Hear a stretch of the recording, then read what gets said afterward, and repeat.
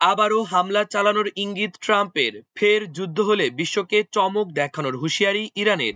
ইসরায়েলের বিমান হামলায় লেবাননে নিহত আরো 16, কঠিন পাল্টা হামলা হিজবুল্লাহর। ট্রাম্পের পর বেইজিংয়ে পুতিন, পশ্চিমা চাপের মুখেও মস্কোকে সমর্থনের ইঙ্গিত। 1 জুলাই থেকে সরকারি কর্মকর্তা কর্মচারীদের নতুন বেতন কাঠামো বাস্তবায়ন শুরু। 22 বছরের অপেক্ষা শেষ, প্রিমিয়ার লিগ চ্যাম্পিয়ন আর্সেনাল। ইরানে যুক্তরাষ্ট্রের আবারও হামলা চালানো লাগতে পারে বলে মন্তব্য করেছেন দেশটির প্রেসিডেন্ট ডোনাল্ড ট্রাম্প। স্থানীয় সময় মঙ্গলবার হোয়াইট হাউসে সাংবাদিকদের সঙ্গে এমন কথা বলেন তিনি। মার্কিন প্রেসিডেন্ট আরও জানিয়েছেন, গতকালই ইরানে হামলা শুরু করতেন তারা।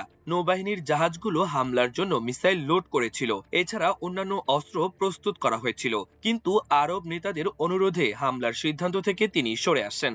ইরানের সঙ্গে শান্তি চুক্তি করতে এখন তাদের আরেকটি বড় হামলা চালাতে হতে পারে বলে জানান মার্কিন প্রেসিডেন্ট। এর আগে মঙ্গলবার সকালে সামাজিক যোগাযোগ মাধ্যম ট্রুথ সোশ্যালে একটি পোস্ট করেন ট্রাম্প, যেখানে তিনি জানান ইরানের সঙ্গে চুক্তির বিষয়ে গুরুত্বপূর্ণ আলোচনা চলায় আপাতত হামলা স্থগিত করার সিদ্ধান্ত নিয়েছেন। অন্যদিকে ইরানের পররাষ্ট্রমন্ত্রী আব্বাস আরাগচি বলেছেন, সাম্প্রতিক সংঘাত থেকে গুরুত্বপূর্ণ সামরিক অভিজ্ঞতা অর্জন করেছে ইরান এবং ভবিষ্যতে আবার যুদ্ধ শুরু হলে আরো অনেক চমক অপেক্ষা করছে।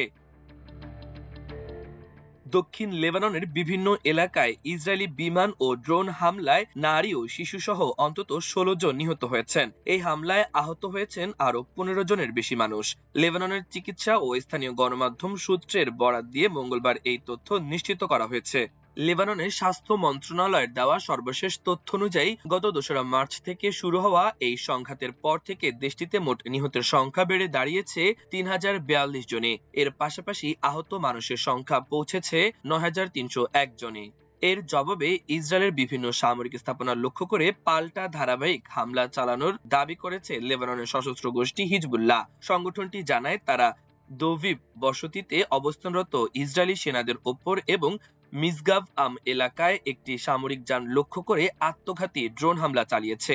ইসরায়েলি গণমাধ্যমেও নিশ্চিত করেছে যে মিসগাভ আমের কাছে একটি গাড়িতে হামলায় একজন গুরুতর আহত হয়েছেন।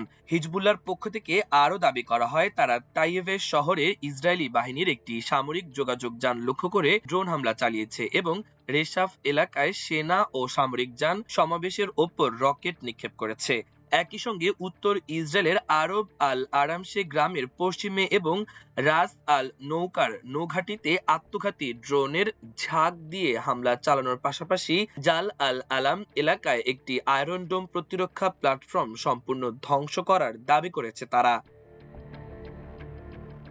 মার্কিন প্রেসিডেন্ট ডোনাল্ড ট্রাম্পের বেইজিং সফরের মাত্র কয়েকদিনের মাথায় রাশিয়ার প্রেসিডেন্ট ভ্লাদিমির পুতিনকে আতিথ্য দিচ্ছেন পুরনো বন্ধু চীনের প্রেসিডেন্ট শি জিনপিং। বেইজিং এমন এক সময় নিজেকে স্থিতিশীল ও পূর্বানুমানযোগ্য শক্তি হিসেবে তুলে ধরতে চাইছে, যখন বিশ্ব বাণিজ্য উত্তেজনা, যুদ্ধ এবং জ্বালানি সংকটে কাঁপছে। চীন রাশিয়া পুতিনের এই 2 দিনের সফরকে তাদের সবসময় অংশীদারত্ব এর আরেকটি প্রমাণ হিসেবে তুলে ধরছে। রুশ প্রেসিডেন্টের কার্যালয় ক্রেমলিন গত শুক্রবার জানায়, এই সফরে ভ্লাদিমির পুতিন আশা করছেন তিনি শি জিনপিং এর সঙ্গে ডোনাল্ড ট্রাম্পের চীন সফর নিয়েও আলোচনা করবেন। ট্রাম্প শি বৈঠক ছিল রাজকীয় আয়োজন আর প্রদর্শনীতে ভরা। কুচকাওয়াজরত সেনা, গোপন উদ্যান পরিদর্শন সবাই ছিল সেই সফরের অংশ। তবে বন্ধ দরজার আড়ালে শি ট্রাম্পকে কঠোর সতর্কবার্তা দেন। তিনি বলেন, চীনের সবচেয়ে সংবেদনশীল ইস্যু তাইওয়ান নিয়ে কোনো ভুল পদক্ষেপ সংঘাতের দিকে পরিস্থিতিকে ঠেলে দিতে পারে।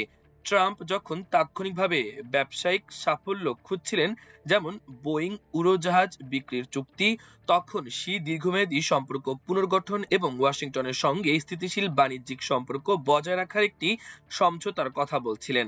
ট্রাম্প শি বৈঠকে ইরানের যুদ্ধ বন্ধেও যুক্তরাষ্ট্রকে সহায়তা করার বিষয়ে চীনের কোনো প্রকাশ্য প্রতিশ্রুতি পাওয়া যায়নি। এদিকে ট্রাম্প ছিলেন রাষ্ট্রীয় সফরে, অন্যদিকে পুতিন আছে সরকারি সফরে। ফলে কূটনৈতিক আনুষ্ঠানিকতা ও প্রটোকলে পার্থক্য থাকার সম্ভাবনা রয়েছে, তবে খুব বেশি পার্থক্য দেখা যায়নি। পুতিনকে স্বাগত জানিয়েছেন চীনের পররাষ্ট্রমন্ত্রী ওয়াং ই এবং ট্রাম্পের মতোই তার জন্য বিছানো হয়েছিল লাল গালিচা। এটি পুতিনের 25তম চীন সফর। এই সময় পশ্চিমা দেশগুলো বেইজিংকে চাপ দিচ্ছে যাতে তারা মস্কোকে ইউক্রেন যুদ্ধ শেষ করতে প্রভাবিত করে। চীন নিজেকে এই সংঘাতে শান্তি মধ্যস্থতাকারী ও নিরপেক্ষ পক্ষ হিসেবে উপস্থাপন করলেও পুতিন বলেছেন চীন ও রাশিয়া একে অপরের মূল স্বার্থ সমর্থন করে। পশ্চিমা নিষেধাজ্ঞার মুখে বিশ্বের দ্বিতীয় বৃহত্তম অর্থনীতির সঙ্গে আরও জ্বালানি চুক্তি এগিয়ে নিতে চাইছে পুতিন। নতুন অর্থবছরের শুরু থেকে অর্থাৎ আগামী ১ জুলাই থেকে সরকারি কর্মকর্তা কর্মচারীদের নতুন বেতন কাঠামো বাস্তবায়ন শুরু হতে যাচ্ছে। অর্থ মন্ত্রণালয় সূত্রে জানা গেছে, নতুন বেতন কাঠামো বাস্তবায়নে মন্ত্রিপরিষদ সচিব নাসিমুল গনি নেতৃত্বাধীন কমিটির সুপারিশই আমলে নিচ্ছে বর্তমান সরকার। কমিটির সুপারিশ হচ্ছে ৩ অর্থবছরে ৩ ধাপে নতুন বেতন কাঠামো বাস্তবায়ন করা। এর মধ্যে প্রথম ২ অর্থবছরে দেয়া হবে ৫০% করে মূল বেতন, আর তৃতীয় অর্থবছরে দেয়া হবে ভাতা। প্রধানমন্ত্রী তারেক রহমান এতে নীতিগত সম্মতি দিয়েছেন বলে জানা গেছে।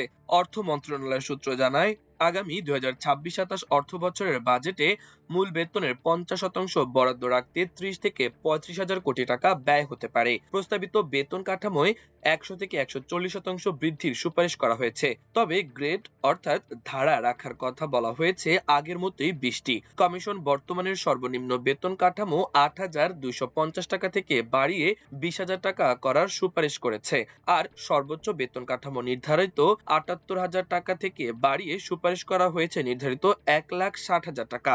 মন্ত্রিপরিষদ বিভাগের সচিব, প্রধানমন্ত্রীর কার্যালয়ের মুখ্য সচিব এবং সিনিয়র সচিবদের জন্য ২০ ধাপের বাইরে একটি ধাপ তৈরি করবে অর্থ বিভাগ, যা পরে প্রজ্ঞাপন আকারে জারি করা হবে। ২২ বছর পর প্রিমিয়ার লিগের শিরোপা জিতল আর্সেনাল। স্থানীয় সময় মঙ্গলবার ম্যানচেস্টার সিটি বোর্নমাউথের কাছে ১-১ গোলে ড্র করায় গানার্সদের শিরোপা নিশ্চিত হয়ে গেল। শিরোপা ধরে রাখতে সিটিকে জিততেই হতো, কিন্তু বোর্নমাউথ সেই সুযোগ দেয়নি। এই ড্রয়ে ঘরোয়া লিগে বোর্নমাউথের টানা ১৭ ম্যাচ অপরাজিত থাকার রেকর্ড টিকে রইল। সঙ্গে একটা সুসংবাদও পেয়েছে, ক্লাবের ইতিহাসে প্রথমবারের মতো ইউরোপিয়ান ফুটবলে খেলার সুযোগ পেল বোর্নমাউথ। এদিকে এই ড্র নিশ্চিত করে দেয় যে গত ৩ মৌসুম ধরে দ্বিতীয় হতে থাকা আর্সেনাল এবার শেষ পর্যন্ত শিরোপা ছুঁতে পারল।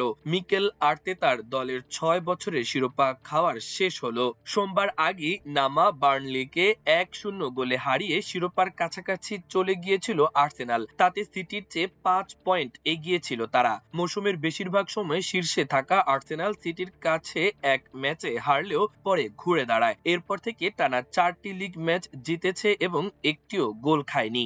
বোর্নমাউথের মাঠে সিটির সমর্থকরা শুরু থেকেই আরো ১ বছর গার্দিওলা বলে গান ধরেছিলেন, কিন্তু তাতে কোনো কাজ হয়নি। ৩৯ মিনিটে বোর্নমাউথের এলি জুনিয়র ক্রুপি দারুণ এক শটে টপ কর্নারে বল পাঠান। এটি ছিল প্রিমিয়ার লিগে অভিষেক মৌসুমে কোনো কিশোর খেলোয়াড়ের ১৩ গোলের নতুন রেকর্ড। দ্বিতীয়ার্ধের শুরুতেই সিটির সেরা সুযোগ নষ্ট করে লিকো ওরেইলি। জর্জে পেত্রোভিচ তার শট ঠেকিয়ে দেন। যোগ করার সময় আর্লিং হ্যাল্যান্ডের গোলে সমতা ফেরে, তবে ততক্ষণে অনেক দেরি হয়ে গেছে। সিটির শিরোপার স্বপ্ন শেষ হয়ে যায় এই ড্রয়ে। মাল্টিমিডিয়া ডেস্ক, আমার দেশ।